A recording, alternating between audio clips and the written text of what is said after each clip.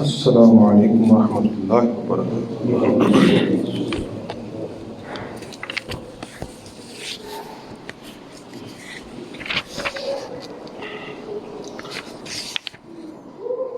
ان الحمد للہ نحمده ونستعینه ونستغفره ونؤمن به ونتوكل عليه ونعوذ بالله من شرور أنفسنا ومن سيئات أعمالنا من يهده الله فلا مضل له ومن يضلله فلا هادي له ونشهد أن لا إله إلا الله وحده لا شريك له ونشهد أن محمدا عبده ورسوله أما بعد فإن خير الحديث كتاب الله وخير الهدي هدي محمد صلى الله عليه وسلم وشر الأمور محدثاتها وكل محدثة بدعة وكل بدعة ضلالة وكل ضلالة في النار۔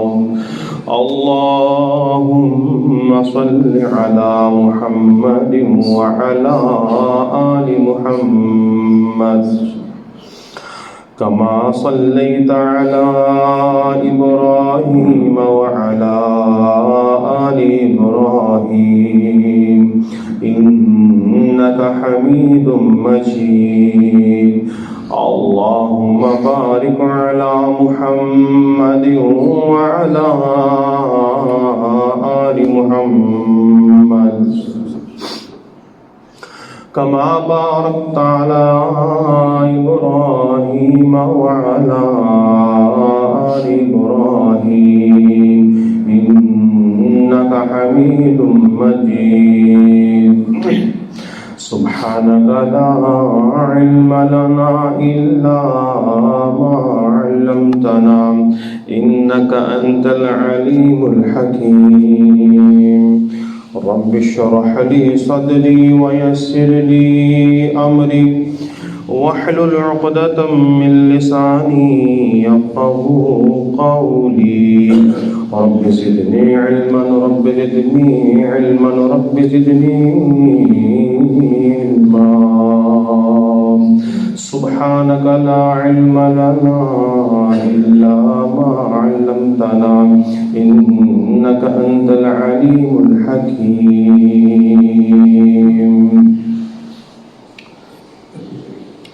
أما بعد فأعوذ بالله السميع العليم من الشيطان الرجيم۔ بسم الله الرحمن الرحيم۔ قال الله تعالى في القرآن المجيد والفرقان الحميد: يا أيها الذين آمنوا إن تطيعوا الذين كفروا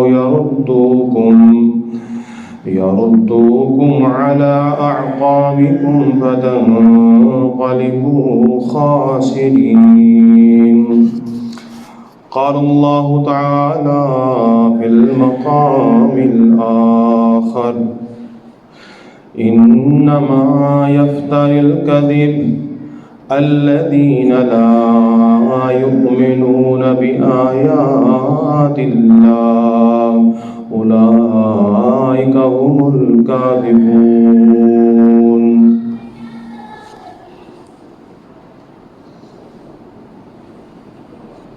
صدق اللہ العظیم۔ ہر قسم کی حمد و ثنا پاک مطہر مطیب پاکیزہ مبارک کلمات اللہ جل شانہ مجدہ کی ذات پاک کے لحاظ جو اپنی ذات کے اندر، افعال کے اندر، عبادت کے اندر حقوق کے اندر، تصرفات کے اندر، اختیارات کے اندر وحدہ لا شریک۔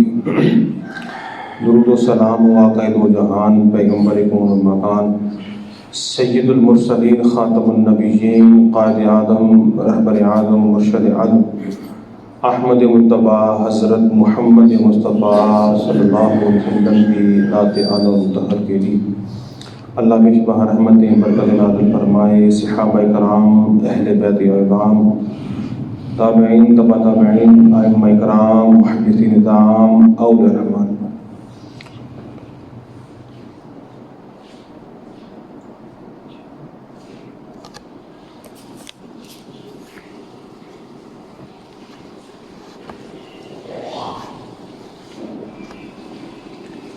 ایک مسلمان، ایک مومن اللہ تعالیٰ نے اس کو ایک اپنی پہچان دی ہے کہ اس کو اسلام جیسا خوبصورت مذہب عطا کیا ہے کہ وہ اسی مذہب پر کاربند رہے، اسی مذہب کے مطابق اپنی زندگی کے معاملات کرے، اور کسی بھی طرح کافروں کی جو خصلتیں ہیں ان کو اپنائے نہ،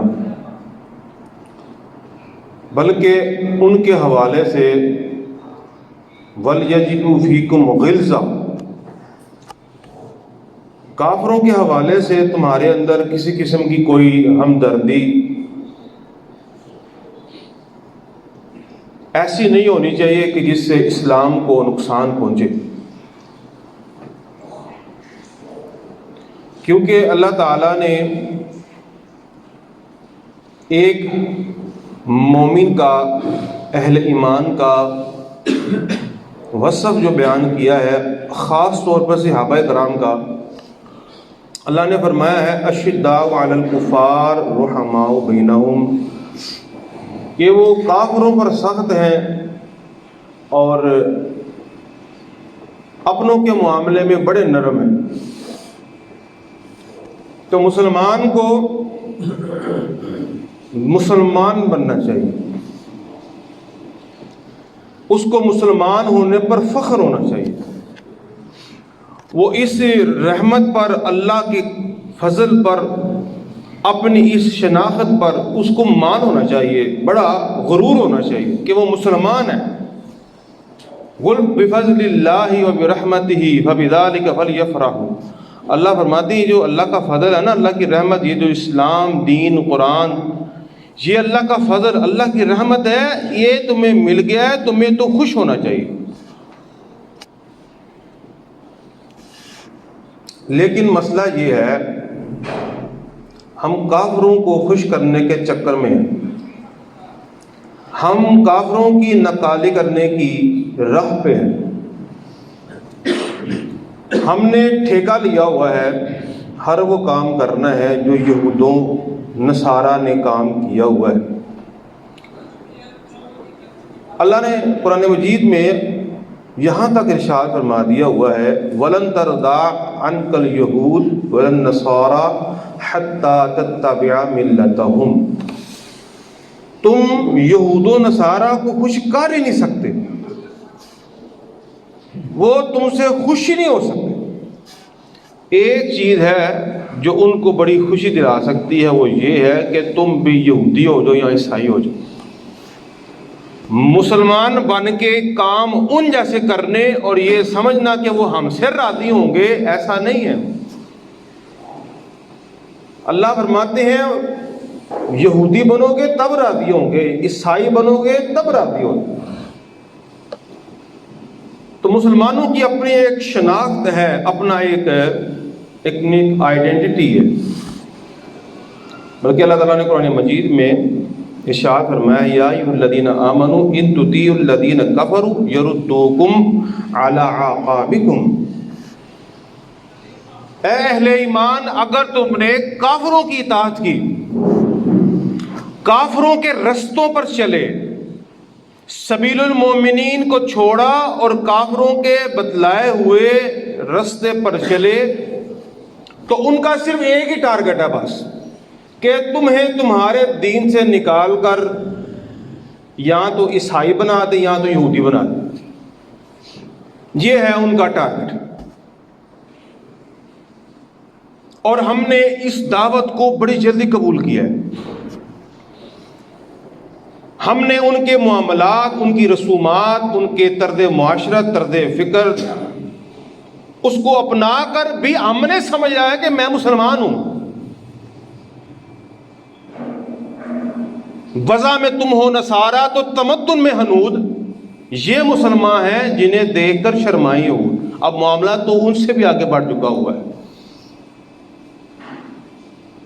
اقبال کہتا ہے کہ تمہیں تمہاری طرف دیکھ کر تو یہود و نصارہ بھی شرما رہے ہیں کہ تم ان سے بھی 2 ہاتھ آگے بڑھ گئے. تو میرے محترم بھائیو، دوستو، بزرگوں، نبی پاک صلی اللہ علیہ وسلم کی زندگی آپ پڑھیں نا، آپ کی سیرت پڑھیں، تو آپ صلی اللہ علیہ وسلم نے ساری زندگی یہودیوں اور عیسائیوں کی مخالفت کی ہے. آپ نے ہر وقت ان کی مخالفت کی ہے. بلکہ نبی پاک صلی اللہ علیہ وسلم کا فرمان ہے، خالف الیہود والنصارى. اور مسلمانوں، اپنی شناخت سمجھو، اپنی تمہاری آئیڈینٹی ہے، اپنی ایک ساخت ہے، اپنا کلچر ہے، اپنی تہذیب ہے، اپنا تمدن ہے. تم ان جیسا بن کر مسلمان رہتے، اپنے آپ کو مسلمان کہتے ہو. تو فرمایا خالف الیہود والنصارى، یہودیوں اور عیسائیوں کی مخالفت کرنی ہے. اب کہاں کہاں کیسے کیسے طریقوں سے نبی پاک صلی اللہ علیہ وسلم نے مخالفت کرنے کا حکم بھی دیا ہے اور کی بھی ہے. یہودی جو تھے، یہودی اور عیسائی پاؤں میں جوتی پہن کر عبادت نہیں کرتے تھے. نبی پاک صلی اللہ علیہ وسلم نے فرمایا فَإِنَّهُمْ لَا يُصَلُّونَ فِي نِعَالِهِمْ وَلَا خِفَافِهِمْ. ابو داؤد کے اندر آتا ہے کہ وہ جوتی پہن کے اور موزے وغیرہ پہن کے نماز نہیں پڑھتے تھے یا عبادت نہیں کرتے تھے. تم نے ان کی مخالفت کرنی ہے. اگر جوتی پاک ہے، صاف ہے، اس کو پہن کے آپ نماز پڑھ سکتے ہیں. اگر جراب، موزہ آپ کا صاف ہے، آپ اس کو پہن کر نماز پڑھ سکتے ہیں. رسول اللہ صلی اللہ علیہ وسلم نے یہ معاملہ ان کی مخالفت میں کیا. اور اس طرح نبی پاک صلی اللہ علیہ وسلم نے فرمایا مجوسیوں کی مخالفت کرنی ہے، مشرکین کی مخالفت کرنی ہے، یہودیوں کی، عیسائیوں کی مخالفت کرنی ہے کہ وہ داڑھی تو، یہودی داڑھی بھی رکھتے ہیں، ساتھ مونچھیں بھی رکھتے ہیں. نبی پاک صلی اللہ علیہ وسلم نے فرمایا کہ تم تو داڑھی رکھنی ہے، مخالفت یہ کرو وہ مونچھیں رکھتے ہیں اور تم نے مونچھوں کو کٹوا دینا ہے. یہ نبی پاک صلی اللہ علیہ وسلم نے گاہے بگاہے مخالفت کی ہے کافروں کی. آپ صلی اللہ علیہ وسلم کی ساری زندگی ان کی مخالفت میں گزر گئی ہے. اور حتیٰ کہ رسول اللہ صلی اللہ علیہ وسلم جب مدینہ میں گئے نا، آپ مدینے میں گئے تو آپ نے وہاں پر دیکھا کہ یہودی 10 محرم کا روزہ رکھتے ہیں. آپ نے یہودیوں سے پوچھا بھی آپ 10 محرم کا روزہ کیوں رکھتے ہیں؟ انہوں نے کہنے لگے جی اللہ کے رسول، اس دن اللہ تعالیٰ نے موسیٰ علیہ السلام کو فرعون کے شکنجے سے آزادی دی تھی. فرعون اس دن مرا تھا اور بنی اسرائیل کو آزادی ملی تھی، تو شکرانے کے طور پر انہوں نے روزہ رکھا تھا.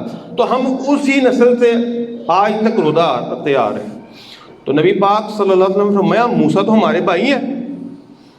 تو اگلے سال میں زندہ رکھا تو 1 نہیں 2 روزے رکھوں گا، اور روزے مخالفت پہ ہیں.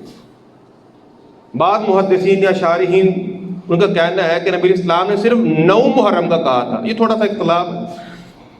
بہرحال مخالفت اس روزے میں بھی رسول اللہ صلی اللہ علیہ وسلم نے مخالفت کی ہے. میرے محترم بھائیو، دوستو، بزرگوں، بات جو بتلانی چاہ رہا ہوں وہ یہ ہے کہ ہمارے پاکستان کے اندر بھی، دیگر مسلم ممالک کے اندر بھی شاید یہود و نصارہ کے جو کلچر ہیں ان کو بڑے طریقے سے پروموٹ کیا جاتا ہے. کبھی آپ دیکھتے ہیں کبھی ویلنٹائن ڈے آ جاتا ہے جی، کبھی فلاں ڈے آ جاتا ہے. اور خاص طور پر جب اپریل کا مہینہ شروع ہو جاتا ہے تو اپریل کے مہینے کے اندر ایک رسم جو یہودیوں عیسائیوں کی ہے، کافروں کی ہے، وہ ہے جھوٹ کی رسم، جس کو ہم اپریل فول کہتے ہیں. زبان زد عام ہو جاتا ہے اور اس کی ہولناکیاں، اس کی تباہ کاریاں، اس کے خطرناک نتائج اتنے کہ آپ بھی جانتے ہیں اس طرح کے غلط افواہوں سے، غلط باتوں سے کتنا لوگوں کا نقصان ہو گیا. ایک فون آیا جی تمہارا بیٹا فوت ہو گیا جی، تمہارا ابا فوت ہو گیا، جو بیچارہ پریشان، اتنی پریشانی میں اس کو اٹیک آیا، وہ فوت ہو گیا. یہ لاس، یہ نقصان اس جھوٹ کی وجہ سے. جی ہم تو بھی شوگر لگا رہے ہیں جی، ہم تو بس ایسے مذاق سا کر رہے ہیں، ہم فن کر رہے ہیں، حالانکہ اس جھوٹ نے بندے کی جان لے لی. ہنستے ہوئے چہرے پر، مسکراتے ہوئے چہرے پر رونا آ جاتا ہے، آنکھوں سے آنسو نکل آتے ہیں، وہ پریشانی کے آثار اس کے چہرے پر نمودار ہو جاتے ہیں، وہ چہرہ جو ہنسنے والا تھا. اور اس کو ہم نے فن کے طور پر، مزاح کے طور پر جو لیا ہے. میرے محترم بھائیو، دوستو، بزرگوں، جھوٹ ہے بہت ہی گندا گناہ ہے، بہت ہی خطرناک گناہ ہے. اور یاد رکھ لیجیے یہ کوئی صغیرہ گناہ نہیں ہے شاید آپ کے لمحے ہے، یہ کبیرہ گناہ میں ہے، اکبر الکبائر میں سے ہے. بعض وقت ایسے گناہ ہوتے ہیں جن کی ہولناکیوں کا ہمیں اندازہ نہیں ہے، اور کچھ گناہ ایسے ہوتے ہیں کہ جن کو ہم شاید گناہ بھی نہیں سمجھتے ہیں. یہ جھوٹ اس گناہوں میں سے ایک ہے، حالانکہ بڑے گناہوں میں سے بھی بہت بڑا گناہ ہے، لیکن اس کے باوجود بھی ہم اس کو گناہ ماننے کے لیے تیار نہیں ہیں، بلکہ جھوٹ کو ہم سمجھتے ہیں ٹیلنٹ، فنکاری، چرب زبانی، تیزی، مکاری یا ہوشیاری. ہم سمجھتے ہیں بھئی میں نے تو جھوٹ بول کے اپنا مال، اپنا سامان فروخت کر لیا ہے. دیکھا نا میں نے جھوٹ بول کے کیسی ان دونوں کی آپس میں لڑائی کروائی ہے. میں نے جھوٹ بول کر جناب دو دوستوں کے درمیان پھوٹ ڈال دی ہے. میں نے جھوٹ بول کر مال فروخت کر دیا ہے، چیز سیل کر دی ہے. یہ تو سیل ہی نہیں ہوتی. اگر اس کو پتہ لگ جائے نا یہ اکبر الکبائر ہے اور کیسے کیسے اس کے خطرناک نتائج ہیں، اس کو پھر اندازہ ہو کہ یہ جھوٹ جو میں اپنی زبان سے بول رہا ہوں، اس کی وجہ سے میرے اوپر کیا کہ اللہ کی طرف سے آفت نازل ہونے والی ہے. اگر تھوڑا سا انسان غور کرے نا تو اللہ کی وجہ سے انسان بعد آ جاتا ہے. مسئلہ یہ ہے کہ ہم تو سب سے پہلے اپنے آپ کو اس معاملے میں تیار کرنا ہے کہ جھوٹ گناہ ہے.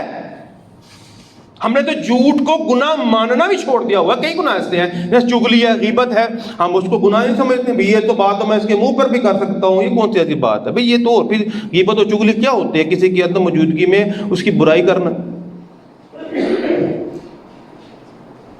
تو ہوشیار ہو جائیں، یہ کتنی خطرناک چیز ہے. سنیے گا ذرا،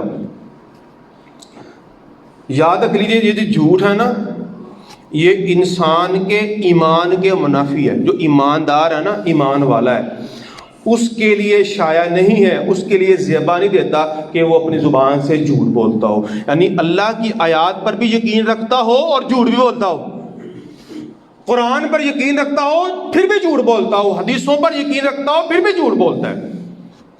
یہ متضاد چیزیں ہیں، یہ آپس میں مخالفت رکھتی ہیں چیزیں. جہاں پر سردی ہے تو گرمی نہیں ہونی ہے، گرمی ہے تو سردی نہیں ہوگی، روشنی ہے تو اندھیرا نہیں ہونا. جس طرح یہ ساری چیزیں ایک دوسرے کے مخالف ہیں، ایمان کے مخالف جھوٹ ہے. یہ قرآن پاک کی آیت ہے. اللہ تعالیٰ قرآن مجید میں ارشاد فرماتے ہیں انما یفتری الکذب الذین لا یؤمنون بآیات اللہ. اللہ فرماتے ہیں کہ جھوٹ صرف اس بندے کو زیبا دیتا ہے، اس بندے کو زیبا دیتا ہے جو اللہ کی آیات پر ایمان نہیں لے کے آتا ہے، جس کا یقین نہیں اللہ کی. جب اللہ نے منع کیا ہے جھوٹ سے، جھوٹ نہیں بولنا ہے، قولوا قولا سدیدا، سچ بولنا ہے. جب اللہ نے فرمایا جو اللہ کا فرمان سن کر جھوٹ بولتا ہے، اس کا مطلب یہ ہے کہ اس کو اللہ کی آیات پر ایمان نہیں ہے۔ انما یفتری الکذب، اللہ فرماتے جھوٹ تو بولتا ہی وہ ہے، یا شیوا ہی اس بندے کا ہے کہ جو اللہ کی آیات پر ایمان ہی لے کے آتے ہیں۔ ہم نے معمولی سا بالکل اس کو حقیقت سا سمجھ کر اپنی زندگی میں کتنا دفعہ بولا، حالانکہ یہ ایمان کی ضد ہو جاتی ہے۔ اور نبی پاک صلی اللہ علیہ وسلم کا فرمان بھی ہے، مسند ابو یعلا کی صحیح روایت ہے۔ آئیے روایت ذرا غور سے سنیے گا ذرا۔ ہم اپنے آپ کو نا بڑے دعوے سے پکا سچا کھرا مومن مسلمان کہتے ہیں، اور کیا ایمان کی کسوٹی پر کیا ہم سب اترتے ہیں؟ جب ہم پریکٹیکل دیکھتے ہیں نا، پرکھتے ہیں اپنے آپ کو، بڑے لوگ اس کسوٹی پر پورے نہیں اترتے ہیں۔ نبی علیہ الصلوۃ والسلام نے فرمایا یتبع المؤمن علی کل خلۃ الا الخیانۃ والکذب، ایک مومن شخص ہر گناہ کر سکتا ہے، اس کی فطرت کے اندر، اس کی جبلت کے اندر ہر گناہ کا اندیشہ ہو سکتا ہے۔ ہاں، دو گناہ بڑے خطرناک ہیں، اس سے ہر مومن اپنے آپ کو بچانے کی کوشش کرتا ہے۔ وہ مومن اپنے آپ کو بچانے کی کوشش کرتا ہے، وہ دو چیزیں مومن کے اندر نہیں ہوتی ہیں۔ نمبر ایک خیانت، خائن، بددیانت، دھوکے باز، فراڈیا، اور دوسرے نمبر پر نبی اسلام نے فرمایا الکذب، جھوٹ۔ یہ جھوٹ اور فراڈ، یہ کذب بیانی اور دھوکے بازی، یہ مومن کا شعار نہیں ہے جی، یہ مومن کا وتیرہ نہیں ہے۔ مومن اس سے پھر مستثنا ہو جاتا ہے۔ باقی اس کے اندر گناہ تھوڑے بہت پائے جاتے ہیں، کیونکہ یہ ایمان کے منافی ہے۔ لا یؤمنون بآیات اللہ، جھوٹ تو بولتے ہی وہ ہے جو اللہ تعالیٰ کی آیات پر ایمان نہیں لے کے آتا ہے۔ دوسرا دیکھیے بڑی اہم بات ہے، جھوٹ نا بعض اوقات ہدایت کے رستے میں بہت بڑی رکاوٹ بھی بن جاتی ہے، بہت بڑی رکاوٹ بن جاتی ہے یہ جو جھوٹ کی لعنت۔ یعنی ایک بندہ راہ سے ہٹا ہوا ہے، مسلمان نہیں ہے، کافر ہے، تو اس کے کفر پر رہنے کی ایک بہت بڑی وجہ یہ ہے، ایک تو وہ کافر ہے، دوسرا وہ جھوٹ بھی بولتا ہے اپنی زندگی کے اندر۔ کافر بندہ اگر ساری زندگی جھوٹ بولتا ہو، اللہ کبھی بھی ہدایت کی توفیق نہیں دیتے ہیں۔ یہ اللہ پاک کا کلام ہے۔ اللہ تعالیٰ ارشاد فرماتے ہیں ان اللہ لا یہدی من ہوا کاذب کفار، اللہ کبھی بھی جھوٹ بولنے والے کافر کو ہدایت نہیں دیتے، وہ اللہ کی ہدایت سے محروم رہ جاتا۔ اللہ فرماتے ہیں وما ظلمناہم، یہ تو ہم نے ظلم نہیں کیا ہے، یہ اس کے اپنے اعمال اور اپنے کرتوت کی وجہ سے ہوا ہے۔ یہ وہ اوصاف ہیں جن کی وجہ سے وہ اللہ کی طرف سے آنے والی ہدایت سے محروم ہو گیا ہے، ہدایت سے بالکل محروم ہو گیا ہے۔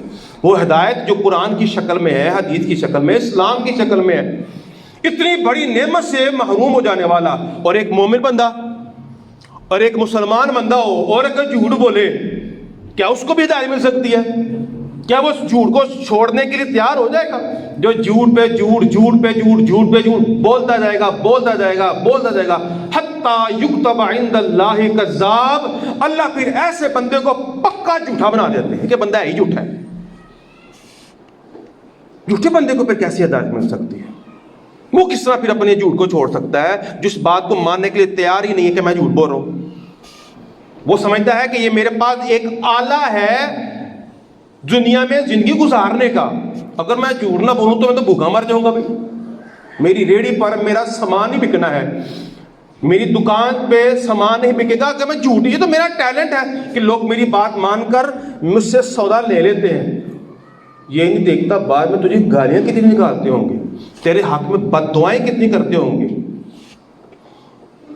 جو گھر میں اب سامان لے کے آتا ہے، کوئی سبزی لے کے آتا ہے، کوئی پھل لے کے آتا ہے، جب گھر پہنچتا ہے اپنی طرف سے اس نے صحیح ڈالا ہے سامان، لیکن جو اس نے ڈالا ہے پھر جب انسان جب اس کو دیکھتا ہے پھر کیسی کیسی زبان سے اس کے لیے بد دعائیں کرتا ہے، گالیاں نکالتا ہے۔ تو میرے محترم بھائیو، دوستو، بزرگوں، یہ بہت بڑی خباثت ہے جھوٹ، بہت بڑی خباثت ہے۔ دوسرا نقصان کیا ہوتا ہے؟ اللہ کی طرف سے آنے والی ہدایت اس سے محروم ہو جاتا ہے۔ جھوٹ بولنے سے انسان اللہ کی رحمت سے محروم ہو جاتا ہے۔ اللہ کی رحمت سے محروم ہو جاتا ہے۔ اللہ کی رحمت کیا ہوتی ہے؟ کبھی آپ نے سوچا ہے؟ کبھی آپ نے اپنے آپ سے سوال کیا ہے اللہ کی رحمت ہے کیا؟ اللہ کی رحمت کیا ہے؟ یعنی اللہ کی رحمت سے محرومی کا مطلب یہ ہے کہ انسان اللہ کی محبت سے بھی محروم ہو گیا ہے، اللہ کی نوازشوں سے بھی محروم ہو گیا ہے۔ اللہ تعالیٰ اس پر کسی قسم کا لطف و کرم نہیں کریں گے، اس کے گناہوں کو معاف نہیں کریں گے، اس پر مہربانی نہیں کریں گے، اس کے جنت میں درجات کو بلند نہیں کریں گے، اس کو اس کے حال پہ چھوڑ دیں گے۔ یہ ہے اللہ کی رحمت سے دوری۔ اور قرآن پاک کی یہ جو آیت ہے نا، مجھے امید ہے بلکہ یقین ہے آپ میں سے سب کو آتی ہوگی، لعنت اللہ علی الکاذبین، کہ اللہ کی لعنت کن پر ہوتی ہے؟ جو جھوٹ بولنے والے ہوتے ہیں۔ یہ آیت سب کو ہوتی ہے۔ اور کبھی آپ نے پوچھا لعنت کیا ہوتی ہے؟ لعنت کا مطلب جو مفسرین نے لکھا ہے وہ یہی ہے کہ اللہ کی رحمت سے دوری۔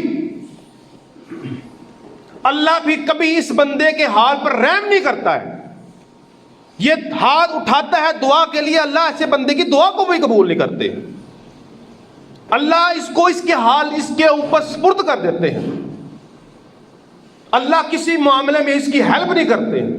جب اللہ کی رحمت سے دوری ہے، برکتوں سے خالی ہے، اللہ کی رحمت کے قریب ہی نہیں آتی ہے، تو پھر کیسے زندگی گزر سکتی ہے ایک مومن مسلمان کی؟ میرے محترم بھائیو دوستو، تو تیسرا کیا نقصان ہوتا ہے؟ اللہ کی رحمت سے انسان کوسوں دور ہو جاتا ہے۔ چوتھے نمبر پر اس کا نقصان کیا ہوتا ہے؟ یاد رکھیے، بعض اعمال انسان کے غلط بیانی اور اس کے جھوٹ کی وجہ سے بھی رک جاتے، قبول ہی نہیں ہوتے، کہ میں جھوٹ بھی بول رہا ہوں اور میں نیکی بھی کر رہا ہوں۔ نبی پاک صلی اللہ علیہ وسلم کا فرمان ہے صحیح بخاری کے اندر، آقا کریم علیہ الصلوۃ والسلام نے فرمایا من لم یدع قول الزور وعمل به فلیس للہ حاجہ ان یدع طعامہ۔ فرمایا ایک شخص جس نے روزہ رکھا ہوا ہے، روزہ رکھ کر وہ جناب جھوٹ بھی بول رہا ہے، غلط بیانی بھی کر رہا ہے۔ جھوٹ کیا ہوتا ہے؟ جھوٹ ہوتا ہے خلاف حقیقت بات کرنا۔ جھوٹ کی کوئی بڑی لمبی کوئی ڈیفینیشن نہیں ہے، کوئی لمبی کوئی تعریف نہیں ہے، مختصر سی بات یہ ہے خلاف حقیقت بات کرنا۔ کہ یہ اگر گھڑی لگی ہوئی ہے تو کہنا بھائی یہ گھڑی ہے، یہ پنکھا ہے، یہ بلب ہے۔ اگر کوئی شخص بلب کو گھڑی کہہ دے یہ جھوٹ ہے۔ تو جو بھی بات خلاف حقیقت ہو اس کو بیان کرنے والا جھوٹا ہوتا ہے، اور جو اس نے کام کیا ہے وہ جھوٹ ہوتا ہے۔ تو نبی پاک صلی اللہ علیہ وسلم نے فرمایا جو روزہ رکھ کر بھی جھوٹ بولتا ہے اور اس پر کے مطابق عمل کرتا ہے، اللہ تعالیٰ اس کے اس روزے کو قبول نہیں کرتے ہیں۔ اب آپ غور کریں، اب دیکھیے کہ وہ دکاندار، وہ بھائی دوست جس نے رمضان میں روزہ رکھا، رمضان میں عبادات کی اور رج کے ساتھ جھوٹ بھی بولے، دکان پر بیٹھ گیا جناب اور پھر رج جھوٹ بولے، بازار میں بیٹھ گیا، چوک میں بیٹھ گیا، دوستوں میں بیٹھ گیا، یاروں میں بیٹھ گیا، اور اتنے کچھ عجیب انسان ہیں مسجد میں بیٹھ کر جھوٹ بول دیتے ہیں، جھوٹوں کی لمبی قطار، اور پھر اپنی عبادتوں پر مان۔ نبی اسلام نے فرمایا اللہ ایسے روزے، ایسی عبادت کو قبول نہیں کرتے کہ اس نے روزہ بھی رکھا ہوا ہے، ساتھ غلط بیانیاں بھی کر رہا ہے، خلاف حقیقت بات کر رہا ہے۔ پانچویں بات بڑی اہم ہے، یہ بات غور کریے گا۔ قرآن مجید کے اندر بڑے بڑے گناہوں کا تذکرہ ہے، بڑے بڑے کبار گناہوں کا تذکرہ ہے، اور جب بھی کوئی ایک گناہ جو بہت بڑا ہے اللہ تعالیٰ نے بیان کیا، اس کے بعد بھی جو گناہ ہے وہ بھی بہت بڑا ہے۔ گناہ کے بڑے گناہ کے بعد اس کے بعد جو گناہ ہوگا تو ظاہری بات ہے وہ بھی بہت بڑا گناہ ہے۔ اور آپ اگر مطالعہ کریں نا قرآن پاک کا، کتب احادیث کا، قرآن مجید کا مطالعہ کریں تو آپ کو ایک گناہ سب سے بڑا ملے گا، وہ ہے شرک والا۔ شرک سے بڑا کوئی گناہ نہیں ہے، یہ سب سے بڑی خباثت ہے۔ اور اللہ تعالیٰ نے قرآن مجید کے اندر ارشاد فرمایا وَاجْتَنِبُوا الرِّجْسَ فَاجْتَنِبُوا الرِّجْسَ مِنَ الْأَوْثَانِ وَاجْتَنِبُوا قَوْلَ الزُّورِ۔ اللہ فرماتے ہیں تم نے اس طرح کرنا ہے بتوں کی پوجا سے بھی بچنا ہے، یعنی شرک سے بھی بچنا ہے، اپنے آپ کو شرک سے بچا کے رکھنا ہے، اللہ کی عبادت کرنی ہے، اللہ کے سامنے سجدہ ریزہ ہونا ہے، یہ ماتھا اللہ کے سامنے جھکنا چاہیے۔ اور اس کے متصل بعد اللہ نے جس عمل کا ذکر کیا ہے، کس سے بچنا ہے؟ وہ قول الزور، جھوٹ سے بچنا ہے۔ شرک کے بعد اللہ تعالیٰ نے ذکر کس بات کا کیا ہے؟ جھوٹ کا۔ آپ اندازہ لگا لیں کہ کس قدر یہ خبیث گناہ ہے، اخبث الخبائث بھی ہے، اکبر الکبائر بھی ہے، کیونکہ اسی ایک جھوٹ سے بڑے جھوٹ جنم لیتے ہیں۔ کہتے ہیں نا بھائی، ایک جھوٹ کو چھپانے کے لیے 100 جھوٹ بولنا پڑتا ہے، ایک جھوٹ پہ دوسرا جھوٹ، جھوٹ پہ جھوٹ، اور جو وہ جھوٹ بولتا جائے گا اللہ کے ہاں تو پھر یہ مہر لگ جائے گی، یہ ہے ہی جھوٹا ہے، یہ ہر بات ہی جھوٹی ہے، ہر بات میں کذب بیانی ہے۔ اور جہاں پر نبی پاک صلی اللہ علیہ وسلم کی حدیث کا ذکر ہے تو نبی علیہ السلام نے ارشاد فرمایا، الا انبئکم باکبر الکبائر، اے میرے صحابہ کیا میں تمہیں ایسا گناہوں کے متعلق نہ بتلاؤں جو اکبر الکبائر ہے، یعنی کبیرہ گناہوں میں سے بھی بہت بڑے۔ اس کی لمبی فہرست ہے، کتنے کتنے کبائر، کتنے کبیرہ گناہ ہیں۔ تو نبی پاک صلی اللہ علیہ وسلم نے پھر ترتیب بیان کی۔ سب سے پہلے نبی علیہ السلام نے فرمایا الاشراک باللہ، اللہ کے ساتھ شرک کرنا یہ سب سے بڑا گناہ ہے۔ اور اس کے بعد شرک کے بعد اللہ نے جس گناہ کا ذکر کیا پتہ کون سا ہے؟ وعقوق الوالدین، والدین کی نافرمانی کرنا۔ دیکھو شرک کتنا بڑا، ساری امت مسلمہ کا متفق علیہ مسئلہ ہے کہ شرک سب سے بڑا گناہ ہے۔ اور اس کے بعد جس کا ذکر رسول اللہ نے کیا ہے وہ ہے والدین کی نافرمانی۔ تو اندازہ لگائیں کہ وہ والدین کی نافرمانی کتنا بڑا گناہ ہوگا۔ تیسرے نمبر پر نبی اسلام نے فرمایا وہ قتل النفس، کسی کو ناحق مارنا، ناحق قتل کرنا۔ اور چوتھے نمبر پر جس گناہ کا ذکر کیا ہے، جو میرا موضوع بھی ہے، جو میری بات بھی چل رہی ہے، وہ قول الزور یا شہادت الزور، یعنی جھوٹ بات کرنا، غلط بات کرنا یا جھوٹی گواہی دینا۔ جھوٹی گواہی دینا، آپ نے دیکھا ہوا کیا، آپ کے سامنے ہوا، آپ کو گواہی کے لیے بلایا گیا تو آپ نے اس وقت کیا کیا؟ آپ نے ساتھ دیا اپنے دوست کا، آپ نے گواہی میں غلط بیانی کی، جھوٹ بولا، آپ نے اس کے حق میں بات کر لی، حالانکہ قصوروار وہ تھا، یہاں آپ کا دوست تھا یا بھائی بھی تھا۔ اللہ نے قرآن مجید میں جب گواہی دینے کا جو ذکر کیا نا، بیان کیا، یہ چیپٹر بیان کیا ہے، اس میں اللہ نے فرمایا کہ تم نے گواہی دینی ہے عدل اور انصاف کے ساتھ، چاہے وہ عدل کے زد میں تمہارا باپ آ جائے، تمہارے گھر والے بہن بھائی میں سے کوئی بھی آ جائے، تم نے عدل کے قریب رہنا ہے، کیونکہ عدل تقوی کے زیادہ قریب ہے۔ اعدلوا هو اقرب للتقوی، اللہ نے فرمایا تم نے عدل اور انصاف کی بات کرنی۔ تو صرف جھوٹ، خالی جھوٹ بولنا نہیں، صرف گواہی دینا، غلط بیانی والی گواہی دینا، یہ بھی اکبر الکبائر ہے۔ اور یہ آپ کو مارکیٹ کے اندر بڑے لوگ مل جائیں گے، 2,000 3,000 4,000 5,000 لے کر جناب آپ جتنی مرضی سے گواہی دلوا لیں۔ تو نبی پاک صلی اللہ علیہ وسلم نے اس کو اکبر الکبائر کہا ہے، اور قرآن مجید نے اس کو شرک کے بعد بڑا خبیث ترین گناہ قرار دیا ہے۔ اور آخری بات بیان کر کے بات ختم کرتا ہوں، اگر میں یہاں پر کسی بندے کو ایک لفظ کہوں نا، اس بندے کو بڑا غصہ چڑھے گا کہ میں کسی بندے کو منافق کہوں کہ تم ہو منافق، وہ مجھ پہ لڑنے پہ آ جائے گا اور تم نے مجھے منافق کہہ دیا ہے۔ نبی پاک صلی اللہ علیہ وسلم نے جھوٹ بولنے والے کو منافق کہا ہے، منافق سے تعبیر کیا ہے۔ نبی علیہ السلام نے فرمایا آیت المنافق الثلاثہ، منافق کی 3 نشانیاں ہیں، اور ایک حدیث میں 4 ہیں۔ پہلی جو رسول اللہ صلی اللہ علیہ وسلم نے جو نشانے بیان کیا نا، اور اس کے بیان کرنے سے پہلے انسامہ وصلہ وزعم انہ مسلمون، آپ نے ساتھ بات کو کلیئر بھی کیا ہے۔ فرمایا چاہے وہ روزے رکھتا ہو، چاہے وہ نماز پڑھتا ہو، اس کا یہ خیال بھی ہو کہ میں مسلمان ہوں، اگر اس میں یہ چیزیں موجود ہیں تو پکا منافق ہے، اس میں منافق کی یہ والی خصلت پائی جا رہی ہے۔ آپ علیہ السلام نے فرمایا اذا حدث کذب، جب بھی بات کرے تو جھوٹ بولے، اس کی ہر بات سے جھوٹ ٹپکتا ہو، بات پہ غلط بیانی کرو، چھوٹی چھوٹی بات کسی کا فون آیا ہے، اب فون بھی بتا رہا ہے میں کدھر ہوں، میں جی ابھی گھر سے نکل کے میں بس یہ پہنچ رہا ہوں، اور حالانکہ وہ بیڈ پہ لیٹا ہوا ہے. میں نکل کے بھائی میں بس 5 منٹ میں بس پہنچ، میں بس جی آپ آئیں میں اب نکل گیا ہوں. اگلے کو ایسا یقین دلوانا کہ میں ابھی رستے میں ہوں.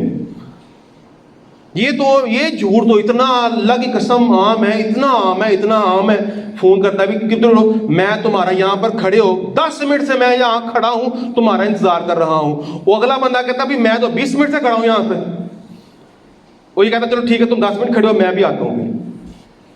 یعنی کہ دونوں جناب ایک دوسرے سے جھوٹ بول رہے ہیں. تو یہ جھوٹ دن بدن اس طرح کی خطرناک شکل اختیار کرتا جا رہا ہے کہ ہم اس کو گناہ سمجھنے سے بھی، اس کو گناہ بھی نہیں سمجھ رہے، گناہ سے بھی ہلکا کر رہے ہیں. وہ کوئی بات نہیں، کچھ نہیں ہوتا، خیر ہے، خیر ہے.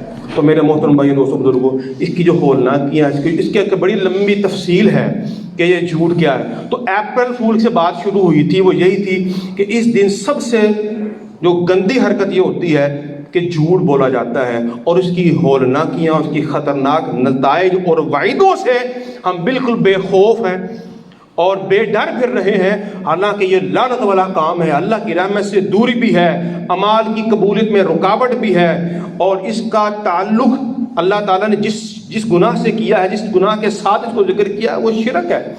تو میرے محترم بھائی دوستوں، جھوٹ سے اپنے آپ کو پاک کریں، اپنے دامن کو جھوٹ سے صاف کریں، کیونکہ یہ ایمان سے کے بھی منافی ہے. اللہ تعالیٰ سے دعا کریں ہمیں عمل کی توفیق عطا فرمائے، جھوٹ سے بچنے کی توفیق عطا فرمائے.